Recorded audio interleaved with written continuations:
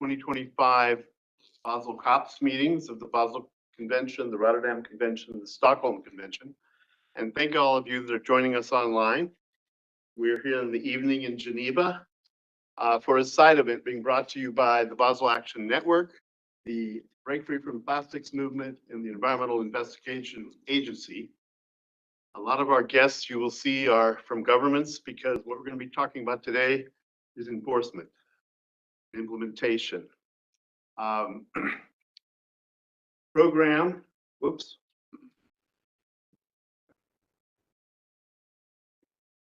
Go.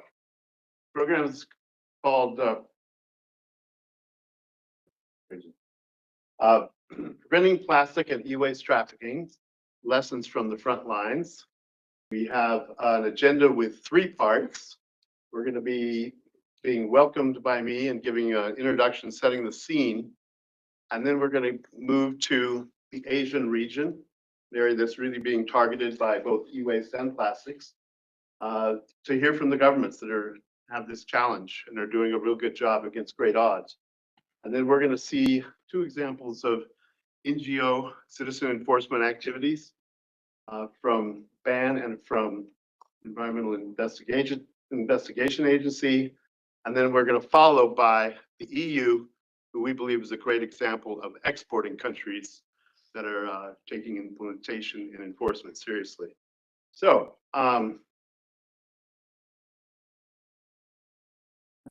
going to try to fix it. That's me. I'm with the Basel Action Network, and I'm going to set the scene for you here.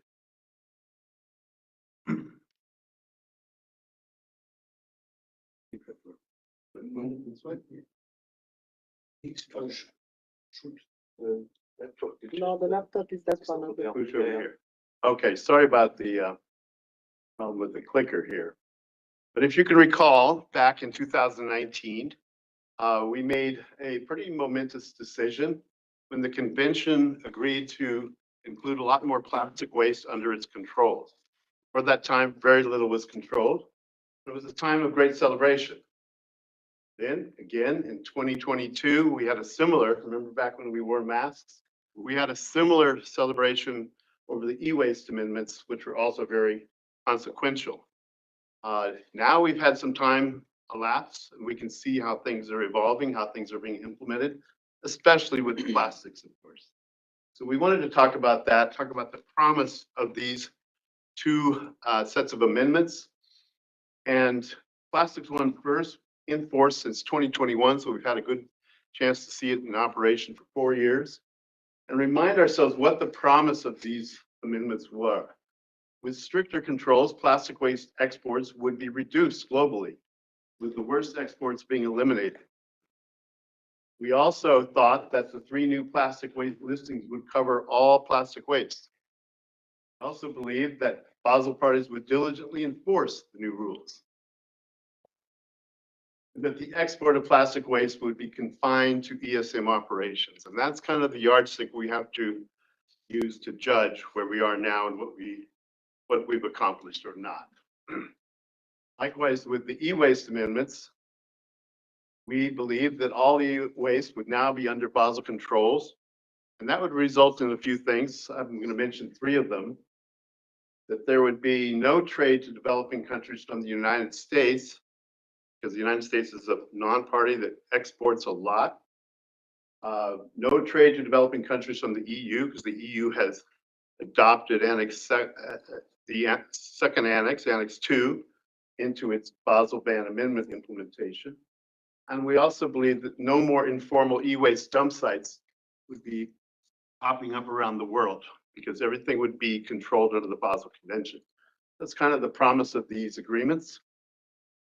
And we want to look at these a little more closely. I'm not going to dive into all of it, but I'm going to look at the waste trade issue, how much we've reduced. And this is from our website. On the BAN website, we have the e-trash transparency project, and we have the plastic waste transparency project, and we have trade data there. The trade data for plastics is pretty robust. We're tracking 3915, which is an HS code. We're starting to notice some misdeclarations, but for plastics, most of the are being properly listed, we believe, as 3915, so we can really look at that data. With electronic waste, there's so much misdeclaration going on. Very few people are using the proper e-waste codes, so that's another story. We're not going to show you any data there because it's not reliable. But with the data, let's look at the global picture. These are the world champions global exporters. You can see the top 10 exporters there, and these are exporters to non-OECD countries and Mexico and Turkey. That's the list we use to calculate this, and you can see Japan is the world champion, unfortunately.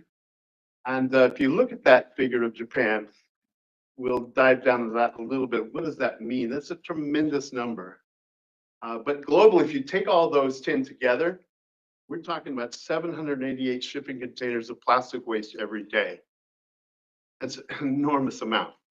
And that's just the waste, of course, that's going from north to south, from OECD to non-OECD, of those top 10. With Japan, that figure, which I mentioned, to give you some perspective there, Japan's export of plastics is 562 million kilograms a year. And compare that to how much rice they export, 500 million, it's less. More plastic is being exported from Japan than rice. And the amount is 105,000 shipping containers a year, or 288 a day, just to give you a picture. So these are unfortunately the target countries. Malaysia's top of that list, and then Turkey, Vietnam, Indonesia, etc. Now, global exports, they've come down slightly since 2020. In these charts, these are looking at the trends. You see a vertical red bar there. That's when the plastic amendments went into force. So it has come down initially, but then it just flatlined. So we're seeing no progress. And again, with certain areas of the world, we see huge trends. We saw an initial drop going to Turkey, but now it's coming back up.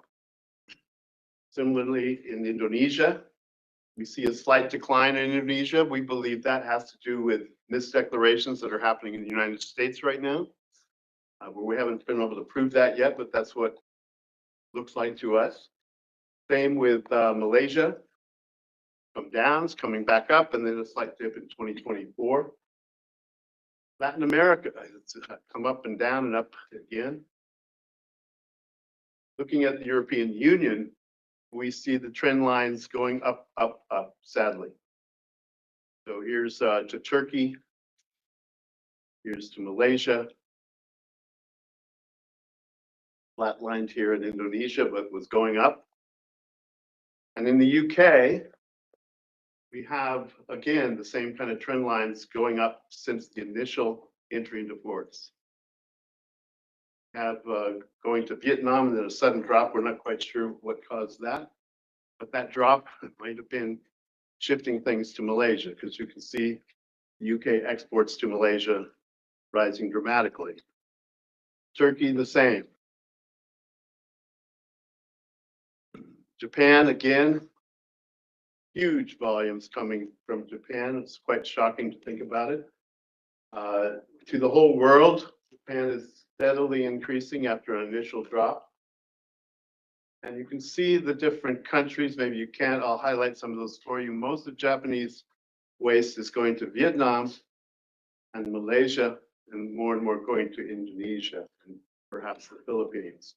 So you can see Japan still rising in terms of their exports. Japan to Vietnam, Japan to Malaysia, Japan to Indonesia, Japan to the Philippines. Finally, the US, they did a slow decline to the world. Flatlined on exports to Malaysia, come down initially quite a bit. But to Mexico, primary target of their exports to Latin America, they're increasing. So the global summary here is that plastic waste trade has reduced. If you count 2020 to where it is now, 2024, it has come down about 12%, but it has flatlined, as I indicated. But the recent increases in exports to non-OECD countries, Turkey and Mexico, by OECD countries, for example, is very worrying. Global exports to Turkey since 2019 are up 21%, to Indonesia up 24%, and to Latin America up 11%. Japanese exports to Asian neighbors has risen steadily. And after declining dramatically from 2021, since then, EU exports to non-OECD and Turkey have climbed dramatically to equal 2020 levels or higher. So again, those amendments, my conclusion is that they have not resulted in serious reductions of plastic waste exports. We haven't achieved that promise yet. And with e-waste, still too early to tell, really. But we're concerned because lately, as you'll hear from the next speakers, there's been a wave, a new tsunami of e-waste coming primarily from the United States to Southeast Asia primarily. So it's on the rise again, and we're very concerned about it. So some people have said very correctly that a law unenforced is a law ignored. Some people have said a law unenforced is just a suggestion. And so in our view, the problems we're seeing with the lack of reduction of this kind of unsustainable trade has to do a lot with enforcement. So we have some observations about enforcement, and then I'm going to kick it over to our special guests to have them talk about their special challenges. Some of the observations we have are that while there are many loopholes in these amendments, there are things that still need to be covered. The biggest issue we have is lack of enforcement. The most efficient, cost-effective, and ethical place to enforce is in the exporting country. Despite this, developing countries often bear the primary burden. People pass these laws in these rooms here and say, we're great, we've got it. Then it all falls on countries like Thailand, Philippines, and Malaysia to do the actual task, making this happen. Some exporting countries make good faith efforts, but others like the US, a major non-party, do nothing to prevent illegal exports. Look at one of the target ports to give you an idea of the task ahead of countries like Malaysia. They import about 14 million 40-foot containers a year. That's more than 38,000 a day. This is one of their ports that gets a lot of the e-waste, for example, and plastic waste. It's a huge burden. People don't realize when we pass these laws, what is happening, what that means to people in the Port Klang, for example. 38,000 containers a day coming into Malaysia. More observations. So it's unfair to expect developing countries to monitor these countless shipments, often relying on container inspections as the only way to detect illegal waste. And so BAN, EIA, and Breakthrough from Plastics recognize this challenge and wish to assist by talking to you all here, but also by providing intelligence on likely illegal shipments. And we'll talk about that later. So we've broken this up into three categories of stakeholders. First off, we're going to look in the Southeast Asian focus with 3 countries, starting first with the Minister of Environment on a video from Malaysia. Then we're going to move into citizen enforcement examples of BAN and EIA. And finally, hear from an exporting block of 27 countries on what they're doing with their new waste shipment regulation. So that's the program. So without further ado, we will try to run a video from Mr. Nick Ahmad, and he will speak about this challenge for Malaysia.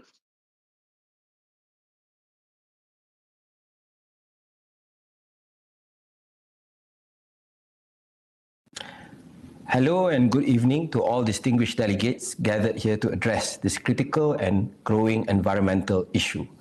While I regret that I am unable to join you in person, I am grateful for the opportunity to share a few remarks with this esteemed gathering. Following my address, our Environment Officer present in Geneva will provide further insights into Malaysia's recent enforcement efforts and ongoing progress. Since the year 2018, Malaysia has found itself on the front lines of the global waste crisis. That year, we became the world's largest recipient of plastic waste exports. We uncovered numerous illegal dumping grounds and stockpiles of unrecyclable plastic waste originating from abroad, along with the proliferation of illicit plastic recycling facilities operating without proper oversight or environmental safeguards. While plastic waste remains a persistent challenge, our latest and most alarming concern is the growing trafficking of electronic waste into Malaysia.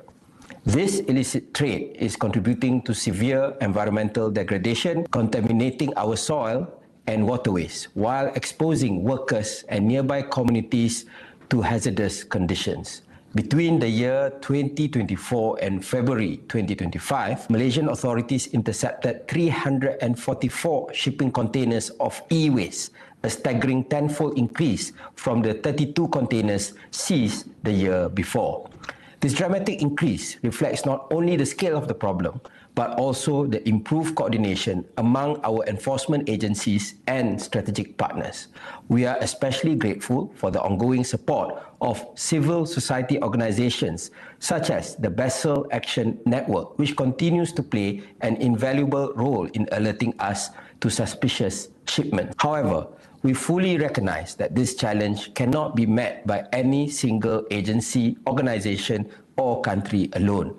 Addressing the illegal e-waste trade requires a whole-of-government response and, more importantly, sustained collaboration across borders and across sectors to ensure that enforcement efforts are robust, comprehensive, and proactive. In just the month of February this year, Malaysia enforcement officers conducted a nationwide crackdown on 47 illegal e-waste processing facilities. Over 15,000 metric tons of e-waste with an estimated value of $12.5 million were seized. The Royal Malaysian Police have since opened 52 investigation files for further enforcement and legal action. These environmental crimes have placed a considerable strain on our enforcement institutions and public resources. These are shipments that should never have reached our shores in the first place. The burden of response, remediation, and restoration falls heavily on receiving countries like us, often leading to economic losses, increased public expenditure on cleanup operations, and most critically, the erosion of our citizens' right to live in a clean, safe, and healthy environment. Ladies and gentlemen, as Malaysia's Minister of Natural Resources and Environmental Sustainability, I am deeply committed to ensuring that our nation's development is achieved in a manner that is both economically viable and environmentally responsible.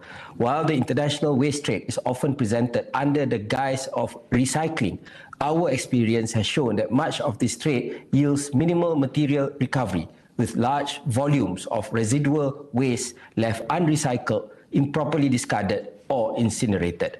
Addressing the systemic issue is far from simple, but we remain steadfast in our resolve to protect Malaysia's environmental integrity and to ensure that we are not relegated to a dumping ground for unsustainable waste practices. We fully support the provisions of the Basel Convention, particularly the principle of prior informed consent, and we emphasize the responsibility of exporting countries to prevent illegal waste shipments. In this regard, we welcome the EU's recent legislative actions to strengthen controls on waste exports to non-OECD countries. The EU's efforts to improve transparency, enforce accountability, and verify the authenticity of recycling claims are crucial steps towards ensuring environmentally sound management of waste on a global scale. We urge other exporting countries, particularly the developed OECD members, to follow this example by prioritizing waste minimization, improving domestic waste management, and exercising due diligence in preventing illegal exports. Just as importantly, we call for streamlined procedures that enable the swift repatriation of trafficked waste to its country of origin, with the burden of clean-up rightly borne by the perpetrators, not the victims. Ladies and gentlemen, the resurgence of illegal waste trade is not confined to our country alone. Across Southeast Asia, countries are confronting similar threats, from surging volumes of hazardous waste to massive stockpiles of foreign plastics and electronics polluting our lands and rivers. This is a regional crisis with global implications, and we must respond accordingly. No nation should be expected to face this challenge in isolation. Waste trafficking is a transnational crime, and it demands a unified, strategic, and system-wide response. It is not a victimless crime. In our capacity as chair of ASEAN in 2025, Malaysia will be advancing a regional agenda on environmental sustainability with a specific focus on strengthening regional and inter-regional cooperation to tackle waste trafficking. We believe this is a crucial opportunity to harmonize our policies, enhance enforcement capabilities, and foster greater alignment among member states and partners. As we engage in today's side event, I look forward to the insights and experiences that will be shared by colleagues from Malaysia, the Philippines, Thailand, and the European Union. These exchanges of best practices are essential to crafting effective, coordinated responses to the waste crisis. Let us seize this moment to reaffirm our shared commitment to environmental justice and collective action. Thank you, and I wish you all a productive and meaningful discussion ahead.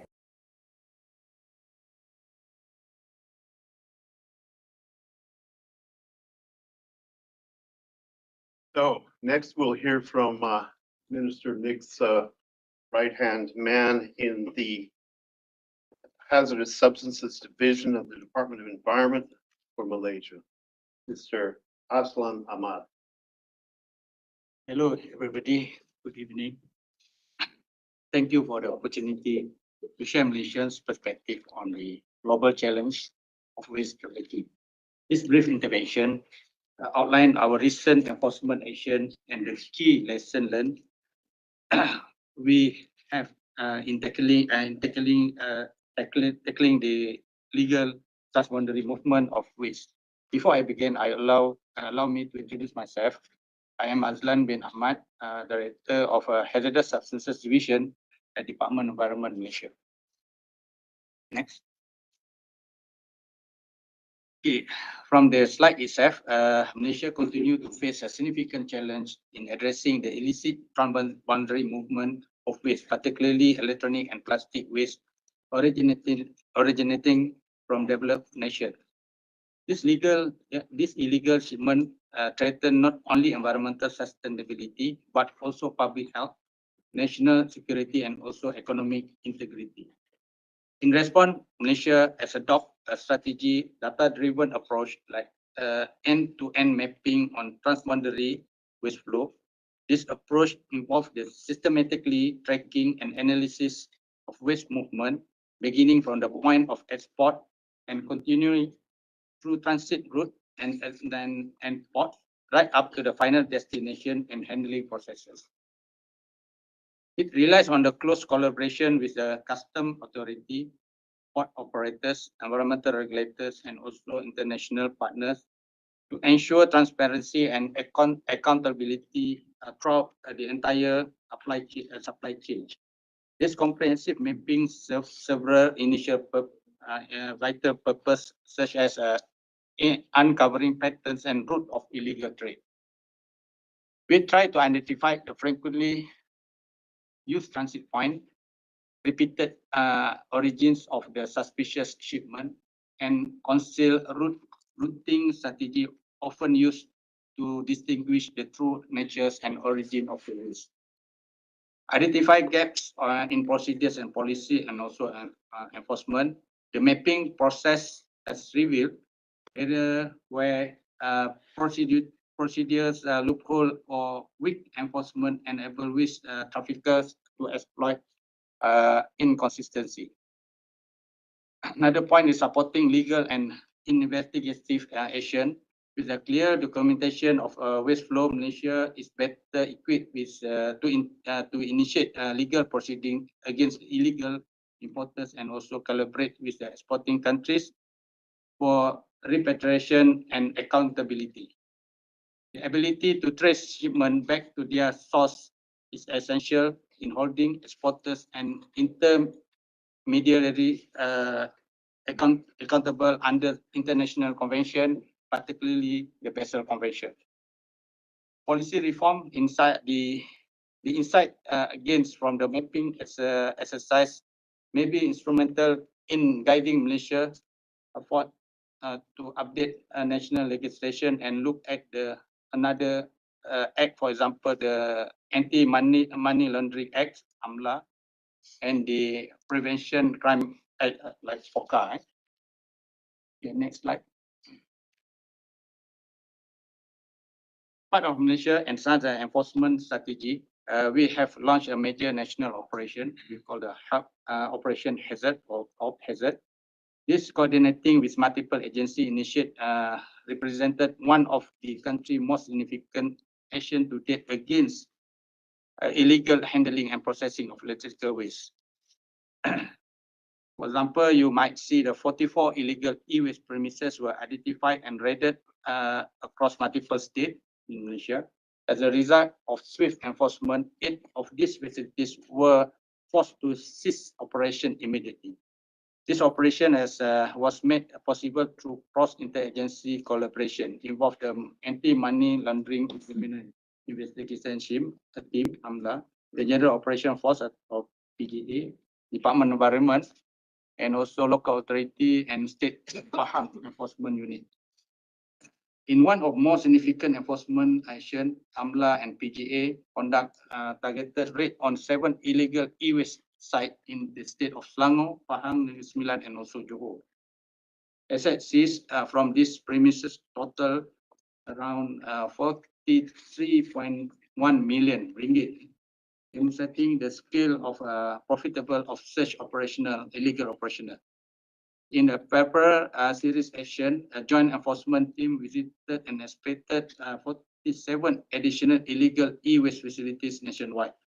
This effort led to the seize of approximately 15,764 metric ton of e-waste, preventing further environmental degradation and sending a strong interim message to would-be defenses.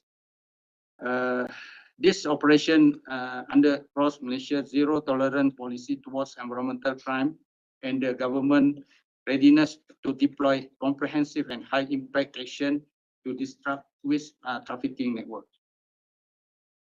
Next slide.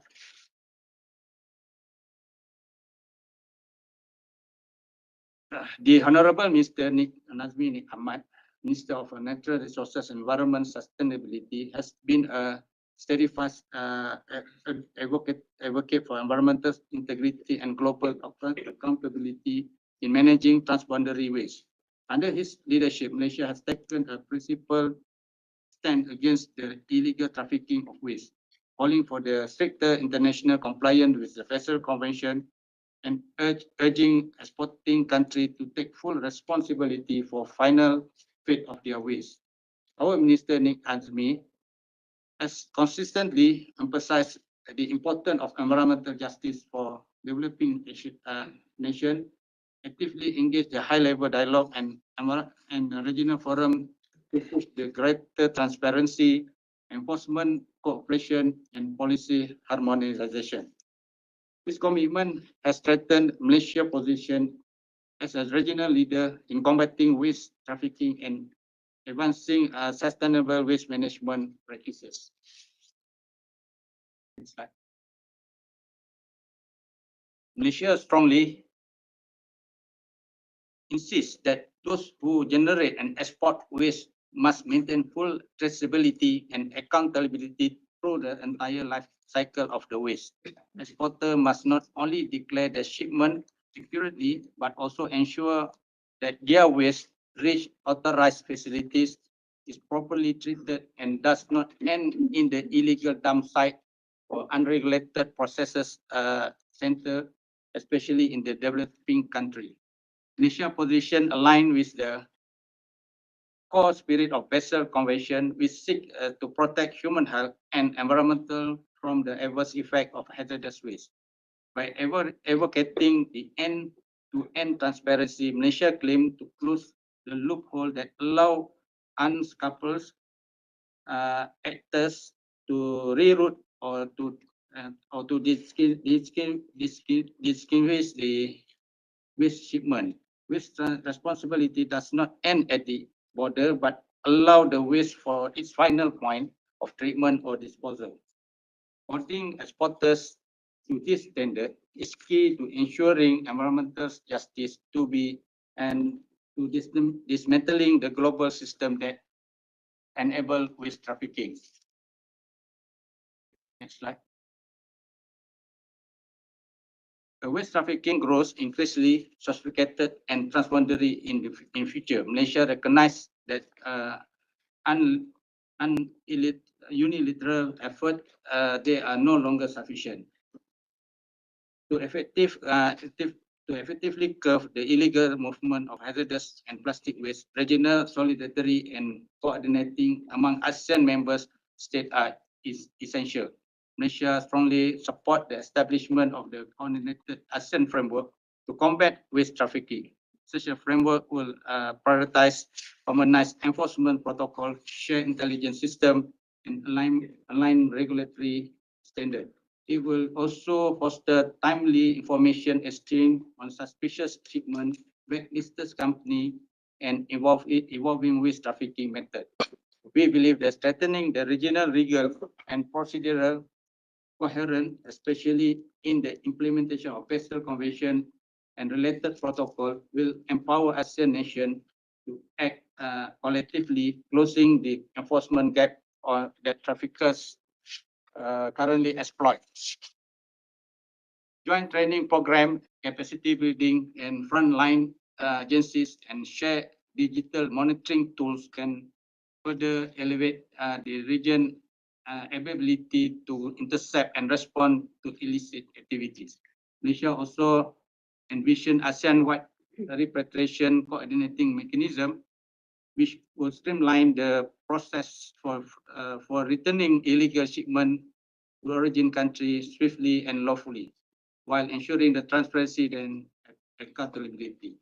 To safeguard the environmental and uphold regional integrity, we must remain vigilant and proactive, constantly adapting our strategy to stay ahead of emerging illicit waste trafficking trend.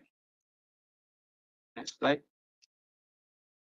In conclusion, Malaysia remains firmly committed to combating transboundary waste trafficking through strong enforcement, regional collaboration, and clear call for shared responsibility. We have made significant progress, but the work is far from over. Looking ahead, we are hopefully that through continued partnership both with ASEAN and also with the global stakeholders, we can build a future that waste is managed as responsible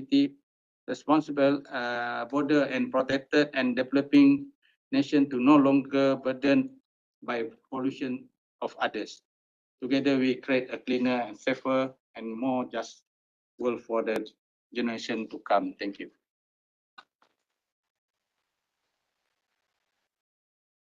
Thank you, Aslan.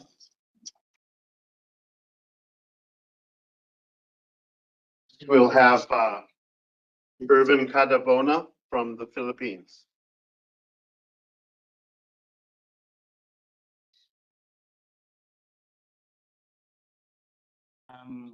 Good evening, everyone.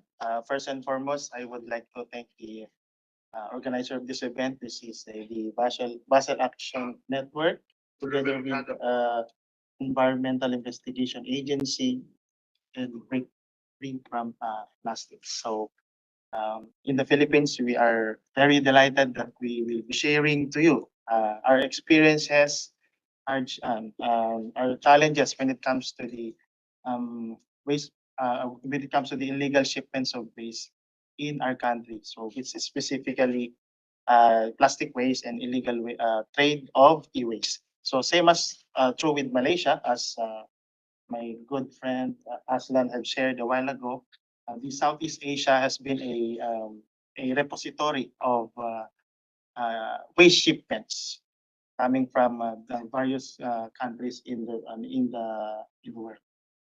Oh, yeah, okay. So next slide, please. Okay, so basically I will, in the Philippines, we have this regulatory framework. We call it the Republic Act 6969. So under this law, chemicals management, hazardous management is embedded. And under we call it the DAO. So it's we when we craft a law, we call it there's an implementing rules and regulations that we are issuing. So basically, the importation of in the Philippines we don't call it as waste. We call it as a recyclable material because from that certain material we can recover precious I mean materials that can be used to produce another product. For example, pelletizing plastics or recovering valuable materials from certain like for example the precious metals from e-waste. Okay, so under this law, as you can see in the slide, we we we allow the importation of scrap plastics, which is the solid plastic materials, and electronic assemblies and scrap.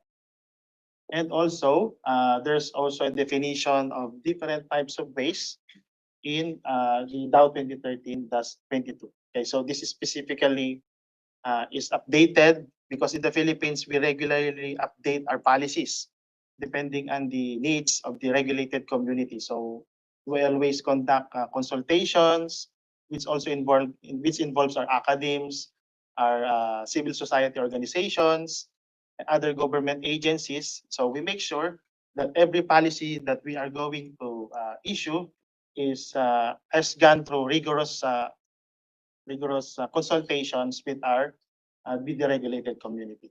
Okay, next slide. Okay, so just to give you a brief background, so we have ratified the Basel Convention in October of 1993, and we became a party to that convention, this specific convention in January of 1994. So in our department, we call it the Department of Environment and Natural Resources. Specifically, the Environmental Management Bureau is the focal point and competent authority to this convention. Okay, next slide. Okay, basically in chapter 10 of the administrative order that I have mentioned, so basically if you want to import a recyclable material in the Philippines, you should apply for a registration as importer and apply for an importation clearance. Okay, so in the Philippines, there's a booming industry when it comes to recycling. We have lots of recycling for plastics, for scrap metals, and also e-waste. Okay, so in the Philippines, we don't allow the importation if you don't have a permit. Okay, so in the Philippines, if you apply for importation clearance or registration as importer, our department, which is the Department of Environment and Natural Resources, will conduct an inspection to that facility.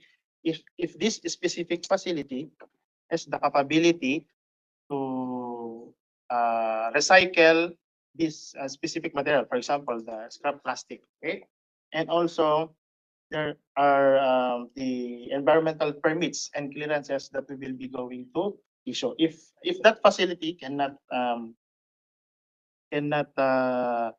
comply with this requirement, so we will not allow them to import these recyclable materials. Okay, and each shipment should be covered by by an importation clearance that should be applied for at least 30 working days prior to actual shipment through the online permitting and monitoring system. Okay, so we are also very strict that if the export and to comply with this port bullet, in which exporter has the responsibility to retrieve or return the waste when denied entry into the Philippine territory. Okay, next slide. Okay, so as I have mentioned, in the Philippines, we allow the importation of electronic assemblies and scrap. So basically, this is e-waste.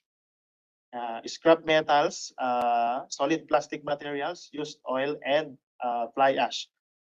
Okay, but as of the moment, there's a little bit of decrease when it comes to the importation of this recycler. I mean, for example, the used oil, which is we usually import it from the Middle East, but as of now, for the record, there's no importation recently. Okay, and we usually import scrap metals, e-waste, and solid plastic materials. It's for the information of everyone. Okay, next slide. Okay, and in the Philippines, we have this. We have developed this online system. For example, we're applying an importation clearance. This is applied online, and our customs counterparts, which is the Bureau of Customs or the customs officials, has an access in which a certain shipment they can access in this in the system if a certain importer has a valid importation clearance or this a registered importer. So they cannot they will just check in the system, and they will not they're not required to ask us to phone or text, and they can just check the system if a certain importer is registered in our system. Okay, next slide. Okay, in the Philippines, we have experienced a lot of shipments. So I myself has learned the lesson the hard way, I think. And managing the importation, as you can see, this is a shipment which were imported in September of 2013. So this has caused a lot of problem to us, okay, because there's an issue when it comes to the diplomatic ties, or I mean diplomatic relationships when it comes to this importation. So in 2013, we have imported, and I think this is 103 container vans of plastics, which was misdeclared. Okay, so an interagency committee was developed. So it composed of our Foreign Affairs Office, our Bureau of Customs, our Department of Justice, and also our department. Okay, so this ran through for 6 years, and we were able to ship it back in 2019. Okay, because of these shipments, actually before these illegal shipments or problems, we have already updated our policies. As of now, just to share with you, we are developing an environmentally sound, a guideline on the environmentally sound management of e-waste.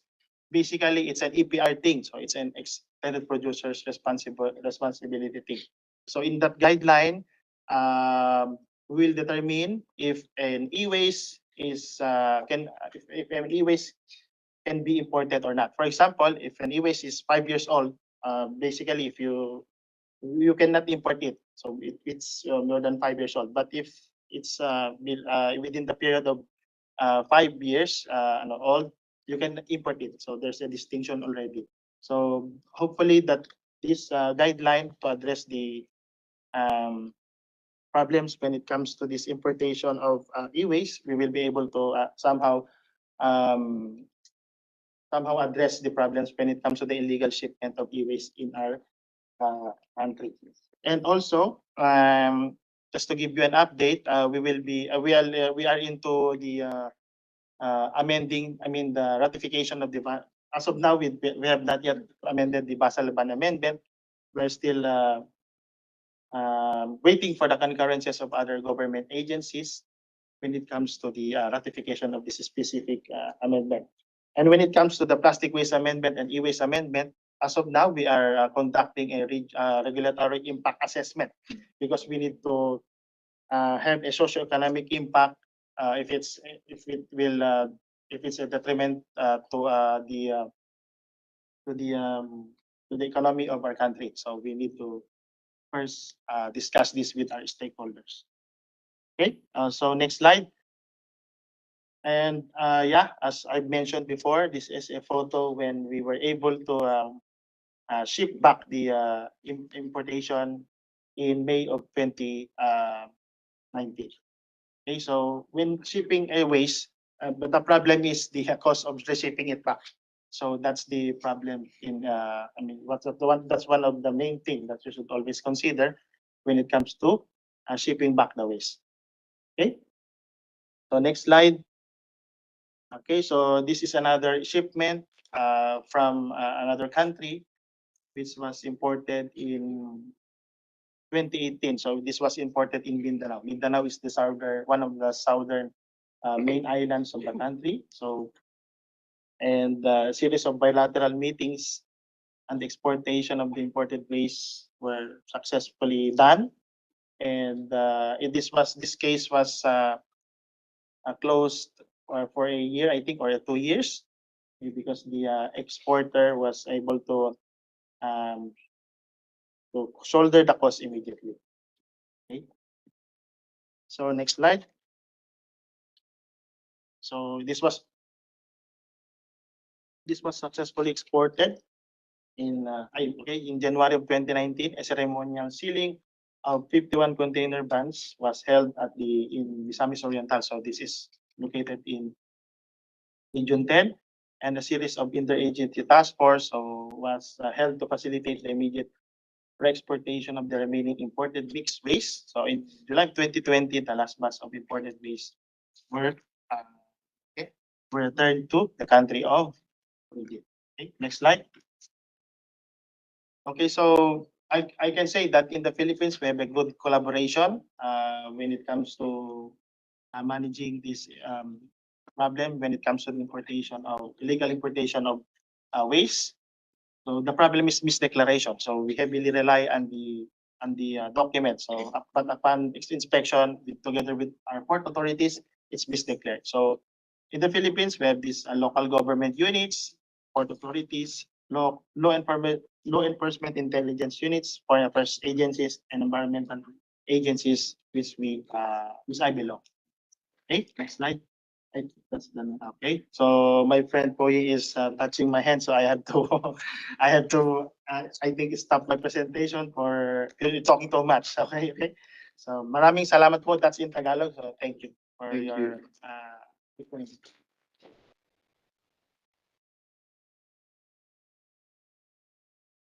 Next, we're going to try to bring in Mr. Tabisri from Thailand online.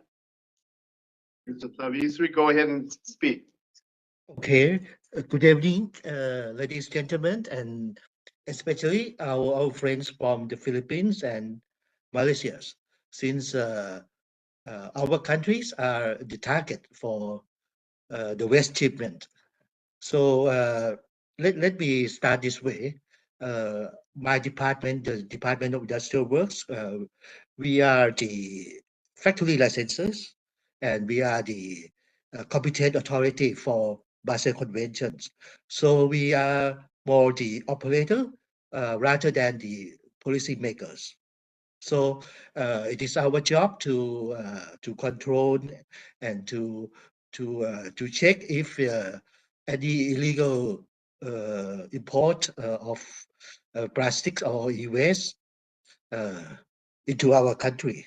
But however, for my presentations, actually 2 years ago, when I became the Director General of the Department of Industrial Works, we are facing public complaints, not only the plastic and e-waste illegal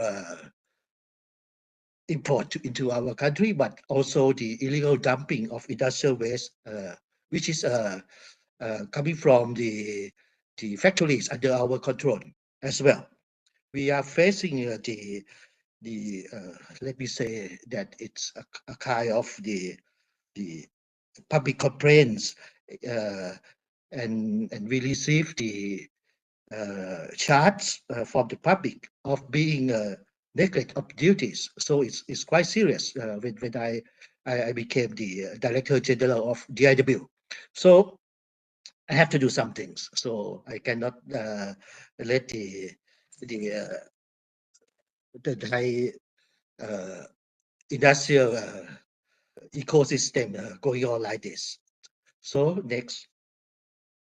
So my presentation will cover all of these four aspects in one.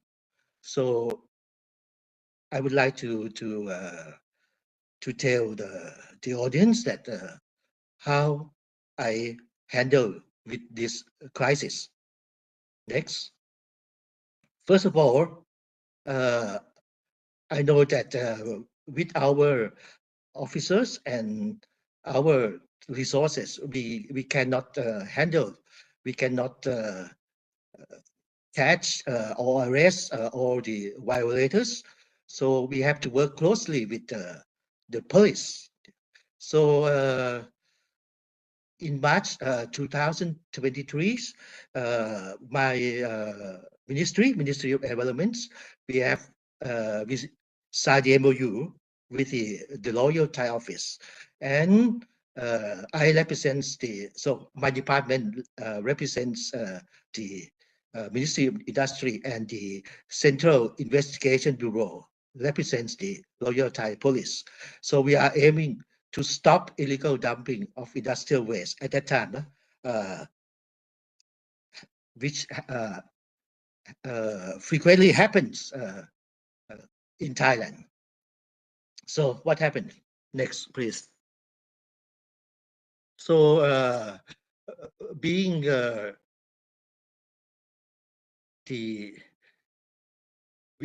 so when we have the police as our partners, we can reach and we can effectively discover and catch and caught and arrested the violators. So many cases. So I think it's during these 2 years, it's more than 50 cases. So the police always be with us when we went into the crime site. Next, please. So you can see this is one of the worst, the illegal dumping. I mean, they just put the industrial waste, the hazardous industrial waste, put it under the ground, and it's contaminated the groundwater in that area, and not only one area, at least more than 5 sites that we discover. With the help of the police, of course. Normally it's very difficult that you went into the factory premise and you carry out the excavations. So I need the a kind of the warrant from the court with the support of the police to do this. Next, please. So this is another attempt of my ministries. We have the memorandum of cooperations with the Ministry of Environment in Japan. Actually, this is the second phase. We asked them, we would like to learn from their experience how they can control the illegal dumping in Thailand. We learned that they used to more than 1,000 cases of illegal dumping in Japan, but at present they can reduce to below 100 cases per year. So we learn from what they are doing there and trying to adopt that practice into our practice. But the most important things that I used to meet the permanent secretary, the vice minister of the MOEJ, that how could you handle this kind of illegal dumping? And he kindly suggested me that you need a police. So that is why when I became a director general, first I have the MOU with the Royal Thai Police. Next, please. Next, please. Okay. Besides the enforcement for the violators, along with this, we are trying to promote let me put it this way: the good factories that if you comply with the industrial waste regulations, you are good operators, you are good factories. We are trying to reduce the burdens, since the industrial waste management in Thailand, we use the permit system. So it means that whenever you would like to send the waste out of the factory, you need a permit from our department. So for the good factories, we are trying to reduce the burden, reduce the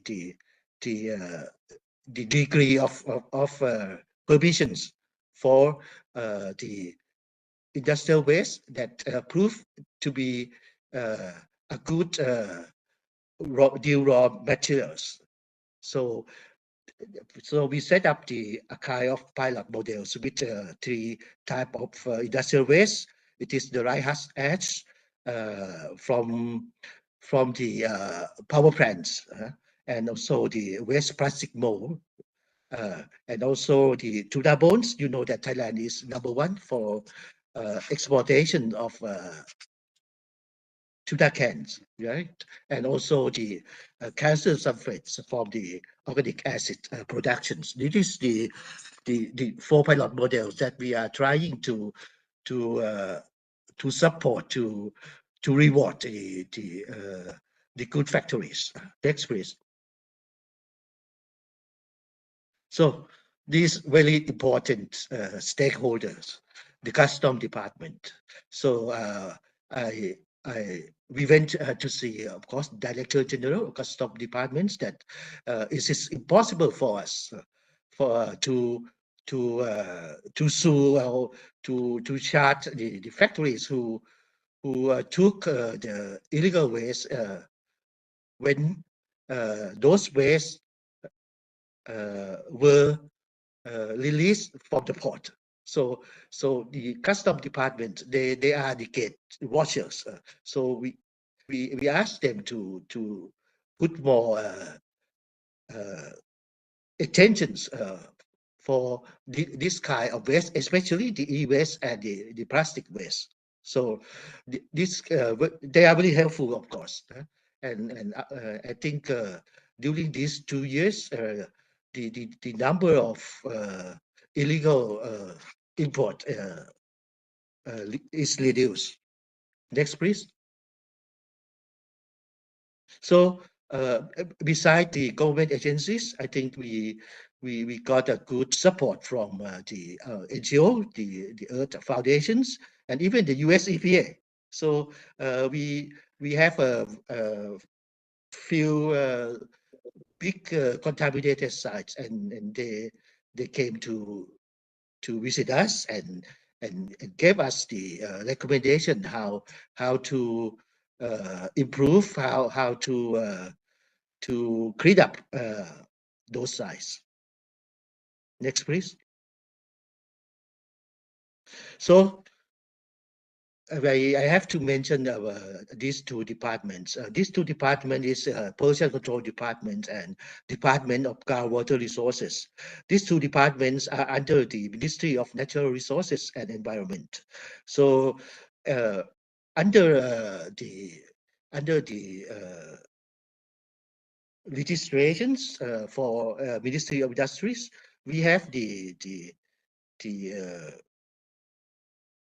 legal power over the factory area only. So when pollution extended from the factory area, or when there is a illegal dumping in the public site or in the private site, it's quite difficult to put charges on the violators. So I need the support from the Pollution Control Department and Department of Groundwaters. When I would like to explain this.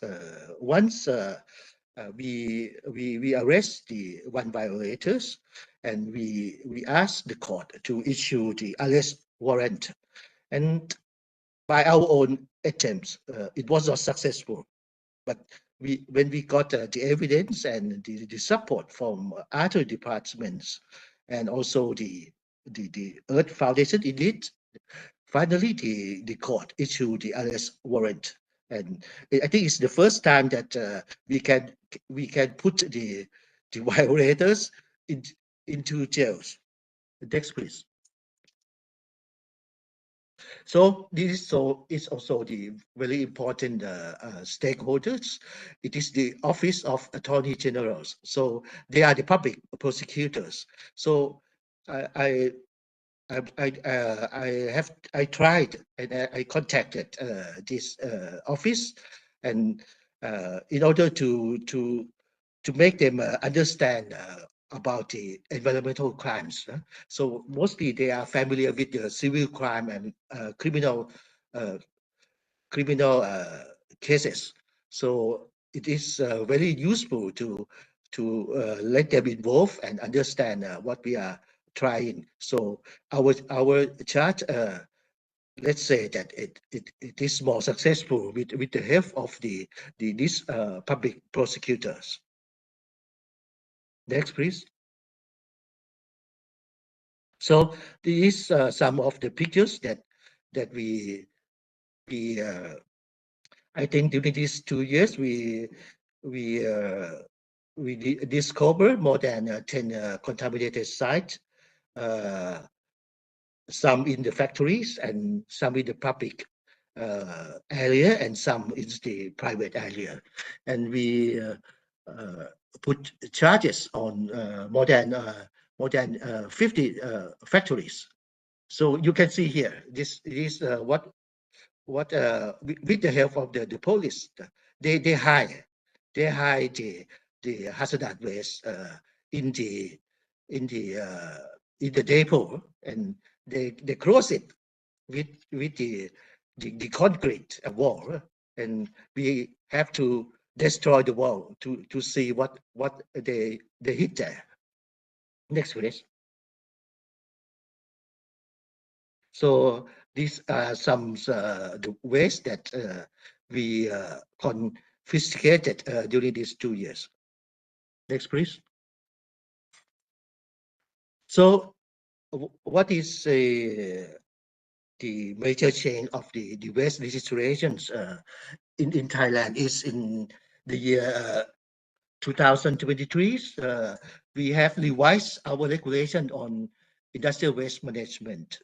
So before this, the liability of waste generator ends when the waste processors receive the waste. So we change we change our rule to that the waste generator, they shall have full liability from the beginning until their waste is treated properly. So along the way, whatever happens, we will go back to them, the waste generator. This is just really a big change. Since our first industrial waste management, we issue it. It's 40. I think it's about 27 years ago. That the former registration, so it's limit the waste generator liabilities, as I informed you. So when they give the waste to the waste processors, their liability ends. And after that, we encounter so many illegal dumpings, and even they just keep the hazardous waste without doing anything. And there were so many cases that they just illegally would take the hazardous waste they store and put in the public areas. So this is the big change for Thai industrial waste management. Next, please. So now, as the ZA of the Basel Conventions, I just would like to present these figures. this graph. So during these 2 years, we import the so let me take it this way. So under Basel Convention's ratifications, Thailand used the Hazardous Substance Act to control it. So during these 2 years, we only accept the coal-fired power plants, fly ash from Japan. Only that, and it's finished since last year. So no more fly ash is coming because of the ban amendment, of course. So you may ask me why we have to import the coal-fired power plant fly ash into Thailand, because it is the substitute substitute material that we use in our specialty we call the hydraulic cements, because the key the major emissions CO2 emissions of industry in Thailand is from cement operations. So when we use this fly ash as a substitute in the cement clinker productions, we can reduce a lot of CO2. So Visri, yes. I'm so sorry, but I think we have to Finish. we have Okay. to go to your last slides. Okay. Yeah. It's important Let's what's go. in the Basel Convention. Thank you. Oh, okay. Okay. So let's go to the plastics. Oh, okay. Okay. So so Thailand banned all import all plastics. Its effect from the 1st of January this year. No more plastic waste. It's allowed to import to Thailand, and also we have banned all the import of all e-waste since 2020. So, but of course, there is still illegal shipments coming to our countries. Okay, next please. Okay, next please. This is just to say that we have accept the ban amendments and its entry into force in Thailand since the 7th of June 2023. Next, please. Okay, this one. Let me spend a few minutes on it. So this is the scenario of the 2020 about plastics waste, plastic scrap. So in 2022, we have the import of plastic waste about 0.178 million tons. Okay, and as I mentioned earlier, so from the 1st of January 2025, no more import is allowed. So how about the domestic plastic waste? So the plastic scrap that you see 0.403 is the plastic scrap from factories. So it is under the control of by departments, and it's 98% recycled. We have the plastic recycle factories altogether in our country. It's about almost 500 factories. Okay, and down there plastic waste 2.83 billion tons. So it's go into the sorting and separation process, and about 700,000 tons, of course, and the about 2 million tons. It's going to the landfills, and in the landfill now we allow the operators to extract it and make it as the RDF to feed to our power plants, which we have about 27 factories. The overall capacities of this the waste to energy factory is about 1.7 million tons per year. Okay, and we don't allow the RDF import. Okay, so let me finish with the last one, please. Wrap it up, please. Yes. Okay. So conclusions. I think it's the problems perhaps many countries in Southeast Asia encounter. It's we don't have we need the collaboration and the network with with other agencies.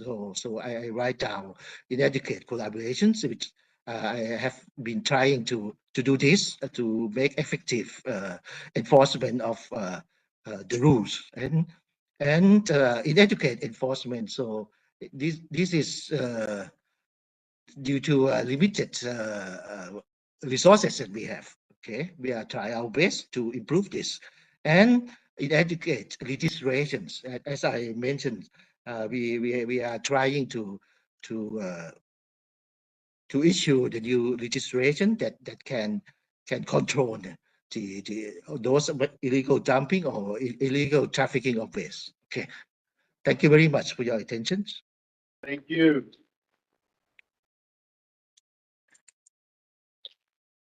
Thank you all for your patience. Now we're going to be shifting into another type of stakeholder we believe plays an important role as well. And that's the civil society. And I'll first start with our own Pui Yi Wong, who is based in Malaysia. Tell you about what we've been doing to try to help the Malaysian government. Thank you, Jim, and thank you so much to our speakers for all the work you've been doing as the government. Now I'll share a little bit from the perspective of NGOs and communities, and you'll see why we are so thankful for the work that you do. Next. So, next. Overview of my presentation next. Yes, so as everyone hopefully knows, we were slammed by plastic waste imports since China's ban on waste importation. And then after the government cracked down, we noticed that, the headlines changed from plastic waste to e-waste. And as civil society, as communities, there's nothing we can do. We don't have much information. How do we get information? We get it from the press and we go to the ground next. So we actually had communities going to the ground, and because they noticed dodgy facilities in their neighborhoods, they would peek through all these high fences and try to capture evidence so that they could make reports. We could only look from the outside. None of us clearly dared to go inside. We relied on investigative journalists who dared to go undercover to share information on what's happening behind the fences. There's a significant risk to doing all these things, and these are the photos that has been captured. So we noticed that a lot of the plastic waste illegal factories, they were shut down, and then we noticed that a lot started dealing with all this black stuff. We didn't know what they were at the beginning. And we noticed that the dump sites initially back in 2018, Initially back in 2018, we found a lot of plastic waste that clearly was from Canada, from France, from Denmark. And then after the crackdowns and after the Basel plastic waste amendments, we noticed that the nature of the dump sites changed. They became scrap. We didn't know where they were from. When journalists kept asking us, bring us to the dump sites, we want to find our country's waste. But it's scrap, so we don't know which country it's from.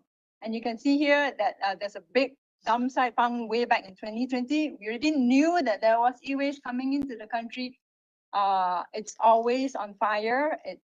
Aside from presenting a toxic hazard to residents living in the area, it's very toxic for our enforcement officers, our firemen, our Department of Environment officers. And you can see there, April, I just went there.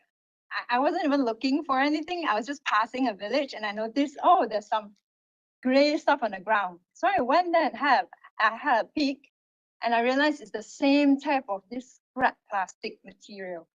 Next. And initially it was all like small sites, and then we found a huge mountain right after COVID. This was 2023 when everyone started coming out of lockdowns. There was a mountain, and if you can see on the left, there are banana trees there. On the top right, there are cows there, and bottom right, there are goats there.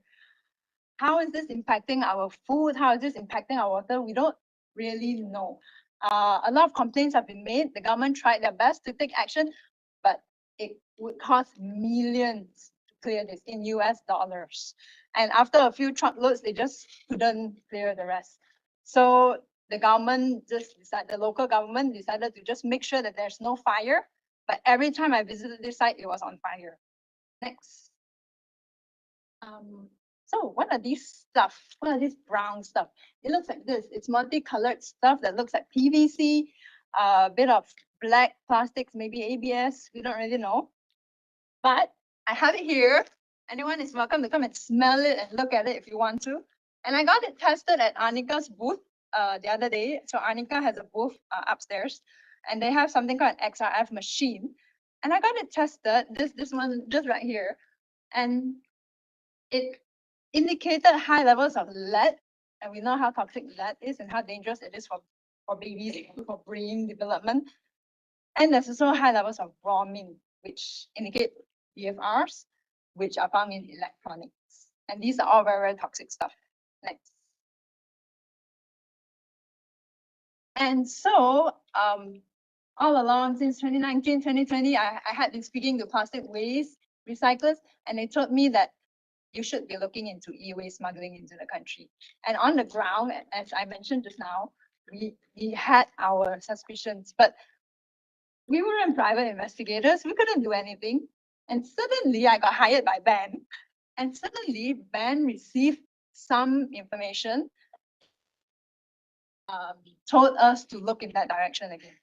So based on some risk assessments, based on some trade data, and based on Jim's decades of experience looking at all this trade in waste, we put together some containers that were suspicious, and we decided to send them to the government of Malaysia next.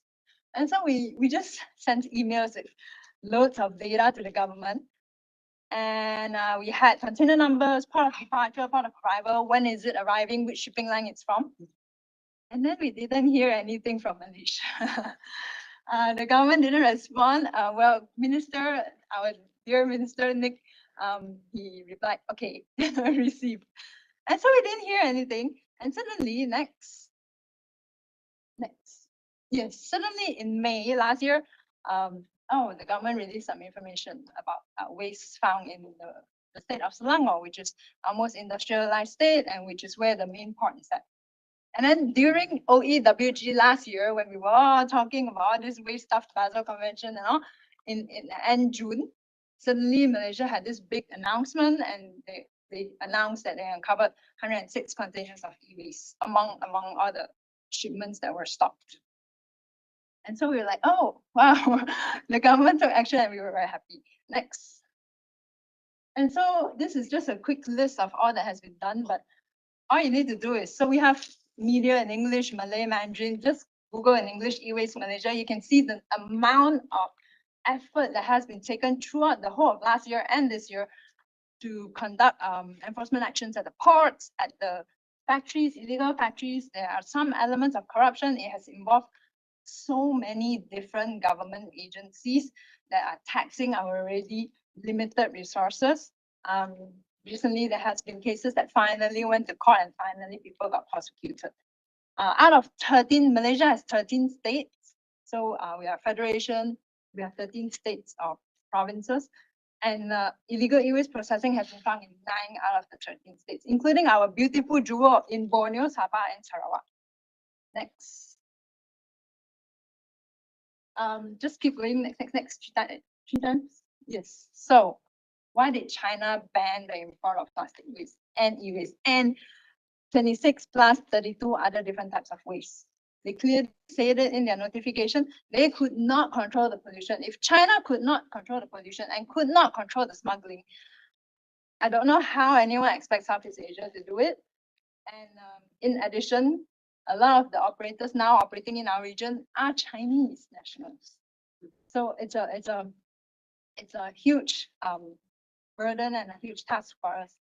Next. So continuing to the kind of final section of my presentation, just a little bit of updates. Usually I always update and have presentations that We have another new dump site. We have another new illegal factory. But now I'm happy to report that this dump site has been cleared. However, you can see on the far right corner, a new dump site is starting. So fly tipping, like in Japan, just now mentioned by Dr. Julapong, 1,000 illegal dump sites. Illegal dumping is very, very common everywhere, fly tipping. And the more waste that enters our borders, the more illegal waste dumping there is going to have next. And then this factory, we noticed that it was doing some dodgy stuff. We reported it. And now look, its doors are closed and it's sealed, and hopefully it will continue being sealed. But if you can see the photo on the top left corner, Malaysia is a developing country. We have industrializing areas. These were all agricultural areas. Now they're slowly moving to industrialization. We have a lot of empty factory lots, and we have a lot of people who want to earn money. So these things are going to keep happening. And communities living nearby will be affected. So this is a middle class community. They moved into this nice condominium. They thought they would be able to raise their kids in a semi-rural area with nice greenery. And look at their view almost every other day. For 2 years, this family moved in 2022. And the mother, she was so desperate because her kid was getting sick. They couldn't go out to play. She was so desperate that she actually, whenever they saw smoke, they would go down on the ground and try to locate the smoke. And they would take photos of all these illegal factories. And they tried gathering their neighbors to make complaints, but everyone was either afraid or they didn't realize the dangers that they were in, being exposed to all those chemicals and all those fumes. So not, I think she only got support from 1 or 2 people. But the good news is that since the crackdown, there's a major crackdown on illegal factories in February. They have had blue skies for 2 months, so they could go out to play next. However, the smoke came back, and whenever they have smoke, they have this local authority officer on WhatsApp. So they would WhatsApp to him, hey, I see the smoke from my window. And this guy, he was coming back at 7 something, and he said, okay, I'll go and check it out. He reached the place at around 8 p.m. at night, and he was still checking on all the illegal dump sites to see if they were on fire at 8 something. And he was even replying her messages 1 day before her wedding. And that's the level of stress and burden they were talking about on a more human level. Next. Next. This, yeah. So in conclusion, information sharing is very important. We have people living on the ground. We have civil society supporting the people on the ground, as well as working with international organizations. We need to do something about this. The middle class family had blue skies for a couple of months, but this little girl in Indonesia is growing up around plastic scrap from a waste paper factory. This plastic is coming in with the paper import. So, and there are a lot of other different consequences. It's not just about environmental pollution. It's also about corruption. It's about crime. It's about syndicates. It's about threats that our people are facing. And we really need, and we really appreciate exporting countries for taking ownership of this responsibility. Waste is not, well, waste must first and foremost be a responsibility. And next, finally, last slide. Malaysia is actually very beautiful. We don't only have dump sites. So please come and visit Malaysia. That's it. Thank you very much.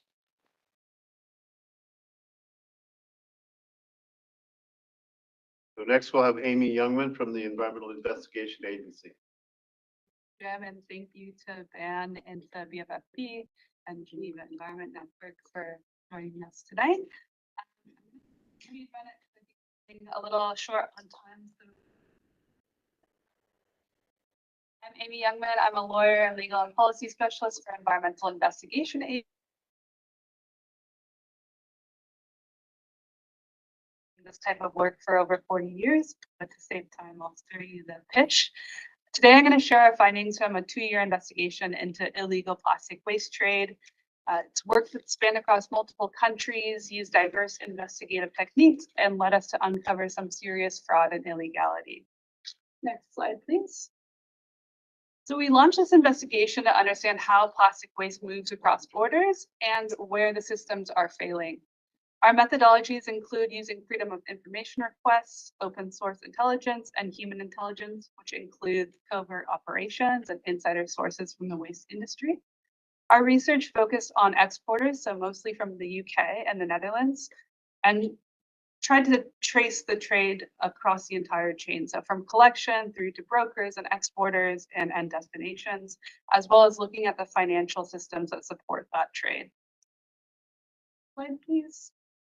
So it's a two-part report that we have, and it's available here. So I'll let you read a bit more about it and try to breeze through this. But when gathering our evidence, we did notice that it became difficult to focus only on exports because there's so much domestic crime, namely in widespread financial crime and fraud. In this first report, we focused on the UK and India due to crime detected in domestic recycling schemes.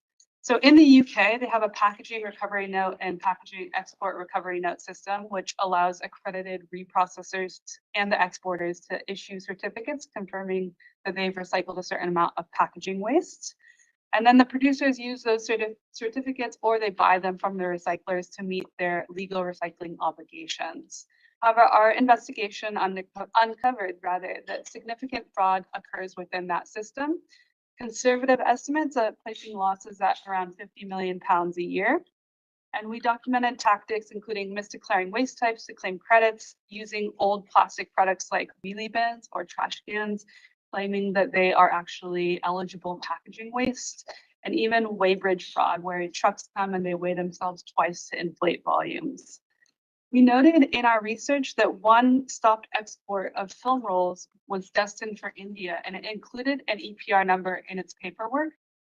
This really piqued our interest because in India, the Central Pollution Control Board audited a small amount of companies and found extensive crime in their extended producer responsibility system. There, they had over 600,000 fake credits issued to companies that never processed any waste. So we traced back 4 of those companies to see that they imported plastic waste and secondary products like lumps and recyclate that might fall outside of the Basel Convention. At the same time, they were claiming to reprocess it, and that signals to us that it's likely cheaper for them to import goods illegally and say that they're complying with their EPR mechanisms than establish the domestic collection and recycling infrastructure or to engage in their own credit system. So this manipulation, like in the UK, it undermines and it steals from schemes meant to promote recycling, something that enforcement authorities need to be aware of going forward to prevent this type of fraud. Next slide, please. And then looking at part 2, we took a deeper look at the plastic waste global supply chain, what happens after the waste is exported. And despite the plastic waste amendments and new controls under Basel, we found evidence of a lot of misdeclaration of waste type and destination, lack of prior informed consent from receiving countries, use of transshipment routes to obscure the real origin and end use, among others. In one case, we had Dutch authorities intercepting a shipment routed through 4 companies in 4 different countries. Each one claimed that someone else was responsible for the waste, and the documentation was incomplete, leading to no prosecution, which is a textbook case for regulatory evasion in the EU. We also looked a bit deeper at UK plastic waste trade to Turkey. We found that the largest exporter of plastic was not only ready to export a large quantity of plastic waste to a Turkish facility that did not exist at all, but they also told us that they needed to substitute part of that order for construction waste, which is a tactic that we found is used with misdeclaration and domestic fraud. This showed a complete lack of due diligence because oftentimes that company ships to Turkish facilities that are receiving UK waste that has been proven to lack the capacity to handle it. And workers there include refugees and children that are exposed to unsafe working conditions and poorly regulated recycling centers. So that really underscores the environmental justice dimension of that trade and those least responsible for plastic overproduction bearing the brunt of its mismanagement. Next slide, please. So data was really critical for our investigation that sets a scene on how illegality happens. Using information accessed through freedom of information requests, we analyzed the case studies from the UK, Ireland, and Netherlands. to assess certain reasons why illegal plastic waste shipments were stopped and rejected in recent years. And this reflects what custom agents have told us because it's difficult to distinguish between polymer types and contamination levels. So they only stop shipments when they raise red flags and often rely on something as basic as a smell test to detect contamination. This approach is clearly insufficient, but it's a reason why a lot of the shipments here were contaminated with things like dirty diapers and food waste. This information, unfortunately, is not publicly available, and access to documents through Freedom of Information requests, trade data analysis, and leaks from within industry were really critical for us, but also access to reliable data is still extremely limited. Next slide, please. So transparency is really for us the cornerstone of accountability, and this is a really opaque waste trade that we need to shine light on. As it adapts to new legislation, the actors are becoming more organized and more sophisticated as well. So we really need governments to not only enforce existing rules, but open up their data, especially around transboundary shipments, inspection outcomes, and recycling declarations. We need companies to be held accountable. I think it's been mentioned a couple of times for their waste across the entire supply chain, so not just from the moment it leaves their facility. Particularly because over 2/3 of the enforcement cases that we analyzed, intermediaries were involved, and brokers often obscure ownership and responsibility. So to address this, we launched the latest site on EIA's Global Environmental Crime Tracker, a public platform for tracking waste trade incidents and environmental crime more broadly. Next slide, please. As you all know, illegal waste trade is a transboundary crime, so tackling it really requires collaboration between governments, NGOs, journalists, and whistleblowers.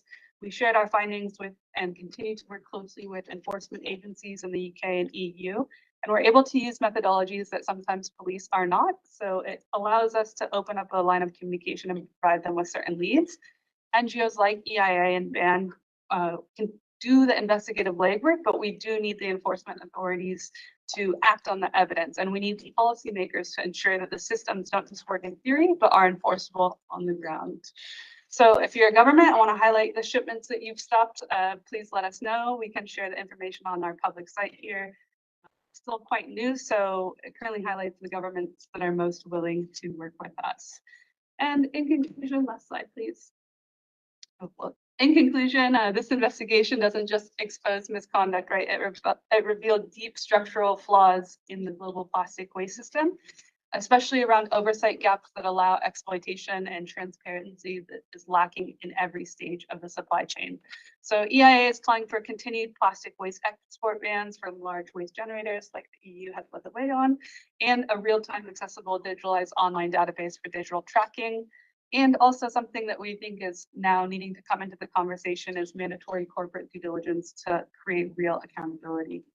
And these reforms can't happen in isolation. This is a transboundary problem, so solving it will require all of us to work together.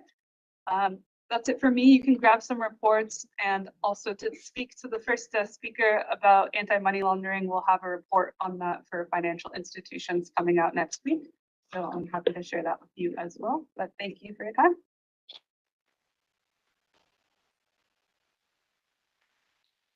Thank you, Amy. Last but not least, we're going to go into the final leg of this presentation. We're going to look and hear from exporting states or potentially exporting states. I think we were all really pleased with the waste shipment regulations recast, putting a ban for all plastics in force in 2026. But what's not known really well is all the latter articles of the waste shipment regulation, where they really put effort into beefing up enforcement actions. And so we wanted to bring Nicholas Inkhouse here from the European Commission to summarize those advancements. Thank you very much. Yeah, thank you very much for the organization. Thank you very much. Yes, looking at the time, we are already over time, so we'll try to go quickly. But yeah, thanks for the opportunity for us to summarize the effort we put at the level to try to go our partner to explore our waste challenges. So we'll talk to you about, if you can move to the next slide, about our new regulation. 57. You have the number on the screen, and it was officially published in April 4 after reaching a political agreement between stakeholders of Council on one side, the member states. Nicholas, can you speak a little louder? Oh, okay. So yeah, so after an agreement between the Council and the European Parliament, that was reached in November 2023. And initially, this text is stemming from a Commission proposal from 2021 that was accompanied by a communication called Our Waste, Our Responsibility. And as you can see in the name, the idea is really with these rules to not export our waste challenges to third countries. You can move to the next one. I actually have some slides on the waste export and import. I will go quickly through them because in the beginning you already had some data about that. I think what's important to notice with that slide here is that waste trade is important in the EU. There's for 2023, 35 million tons that were exported for value of 18 billion. But maybe what's more interesting, when you look at this graph, you see that the import for the past 20 years have been quite stable. The export have been pretty much doubling from 24. And move to the next, that will show details about where the EU waste is going. So top Turkey, India, but then also as you can see, other parts of the world like African countries or Asian countries. Please move to the next. That will show you the main wastes that are exported from the EU. First one, steel, then paper and cardboard. As you can see also in the list, the plastics that we talked about quite a bit today. So next slide, please. Our new regulation, the key objective, as I mentioned, one of the first objectives is to ensure the protection of the environment in relation to shipment of waste and to not export our waste challenges to other countries. So the waste regulation, the scope is quite broad. It's pretty much all the waste except some specific, very specific wastes. We have the example of nuclear waste here on the slide. And it's tackling all waste shipments, like inside the EU, but also export or import with third countries. And also that's the waste shipment regulation is also the way for us to meet our international commitments, the Basel Convention on one side, but also the OECD decision that we are part of. So you already moved to the next. It's good. So here, Doc, please, can you come back? Yes, thank you very much. So here it's like the main pillar of the regulation. So the first one, I will not get into detail, but it's the shipment of intra-EU waste. So the idea was to make like improve the traceability, but also make movement for recycling a bit easier within member states. Second pillar is extra EU, maybe what is more of interest to you today. So as it was already mentioned, that's with our regulations, that's where we implement the ban amendment of the convention. So we already do it with our previous regulation, but we decided here with this new regulation to go a step further. So when we talk about export to non-OECD country, it's the normal case, it would be a ban on this export, but still with the possibility for non-OECD countries that would be willing to come to us to notify their wish to import waste from the EU. And in that case, also on the basis of the regulation, we ask them to provide different elements that would show that they have framework and the capacities to ensure the environmental sound management of on the base of this, let's say, request and these elements. The Commission will analyze all of that and will draw a list of countries where this export will still be possible.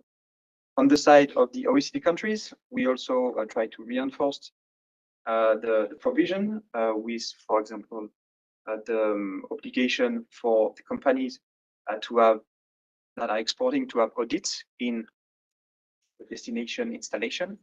And also this requirement of auditing would also apply to those non-OECD countries that would be on the list. So when you're on the list, the non-OECD doesn't mean that it's all done. There's still this obligation for exporters to have audits of the destination installation to prove again that the ESM is possible in these installations. And also regarding OECD countries, the Commission is mandated to monitor the movement. And in case we notice, for example, a big increase to a specific OECD country, the Commission would be able to look into that and investigate further the situation. Then the third pillar, which is the trying to tackle illegal treatment. You can already move to the next slide, please. So that's a question of need enforcement and what we can do to try to have better tools to address these. So within the EU, the enforcement is done by our member states at national level, but still with this regulation, we try to reinforce this aspect. So the first one you can see here is that the new regulation is providing a mandate to OLAF, which is our EU anti-fraud office, to also be able to look into waste trafficking, so providing also support to member states to investigate possible issues related to that. The regulation is also establishing a EU level group on enforcement. The idea was to create a forum where member states could meet, where also different, let's say, relevant authorities or member states could sit together. For example, the competent authorities for this regulation, but also the customs that play an important role in enforcing all of that. And then to finish with the regulation is strengthening the provision of enforcement and inspection, and also penalties, trying also to harmonize all of that at the level of the EU member states. Now, maybe I think it's probably my last slide. If you can move, just to underline a bit specific restrictions regarding plastic waste. So as I mentioned, we have implemented in this regulation the ban amendment, but we go a bit further. I mean, already in our, let's say, previous regulation, the ban amendment was already including the white codes. But here we're going even a step further with a ban of all plastic waste, so also in 2011, that will start in November 2026. And there will still be this possibility for non-OECD countries who would wish to receive those plastic waste to apply for that, as I mentioned before. But in that case, and for the specific case of plastic, this won't be possible before May 2029. Then also the regulation is mandated the Commission to look a bit, as I mentioned, on the side of the OECD countries with a report that should be drawn by the Commission regarding countries that would import a large amount of volume of plastic waste from the EU. And the last part is just to make clear that actually the notification of the PIC procedure will apply for all authorized export of plastic waste, either for OECDs and non-OECD countries. So that was a bit quick, but hopefully you see a bit how we try to reinforce the system and meet our obligation under the Basel Convention, but even try to go a step further. So that's what I wanted to share with you tonight.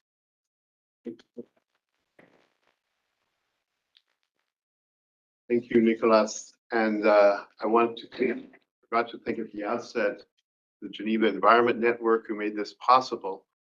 And all the information that has been presented here, a recording of this, will be on their website, Geneva Environment Network. And it's easy to go through their website and find this and click on it and go into it a little more depth. But now, if there's any questions for any of the panelists, now is the time, and we'll take questions if you have them. Yes. First of all, thank you for all the speakers and panelists. This question is directly to Mr. Irving Erwina. You mentioned about that the Philippines has the allowance of the imports of e-waste, and it's because e-waste has high value materials inside and it's very recycled. But do you think is there any backlash on that specific policy that it kind of increased the illegal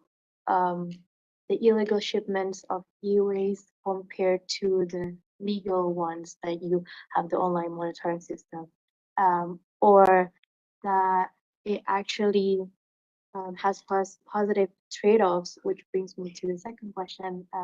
Is there is this importation of e-waste had any measurable impact on the national GDP, for example, that it can, because of the high value materials, and it kind of increase the opportunities for private sectors to enter this kind of business, for example. Is that clear? I don't know. Yeah, I'll try to I'll try to answer your question, and I think I get it. And so in the Philippines, I don't specifically know the figures when it comes to the volume of the e-waste that we are importing, but as of today, as I mentioned a while ago during my presentation, we are conducting a regulatory impact assessment on what would be the impact of banning or somewhat, ratifying the the e-waste amendment, which was entered into force this year, January, I think, yeah, 2025. So as of today, we are still conducting it, and we'll look into it if this would probably would have a great impact when it comes to the GDP of our country, the Philippines. And what's your first question again? The backlash. Is it does it impact because in the Philippines there are illegal shipments of e-waste happening, and is it partly because of these e-waste policy? The gaps. Yeah, like is it because of the policy, like opening the door for illegal shipments, or is it actually? Yeah. Since we allow the importation, so as I mentioned, there's no perfect policy. So from time to time, we are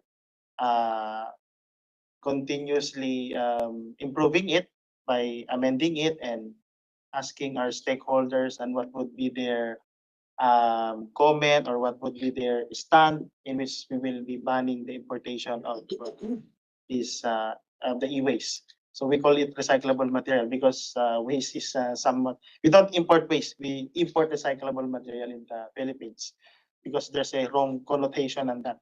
So if you import waste, you cannot take over, right? So we're continuously improving it, and hopefully in the long run, we will be able to somehow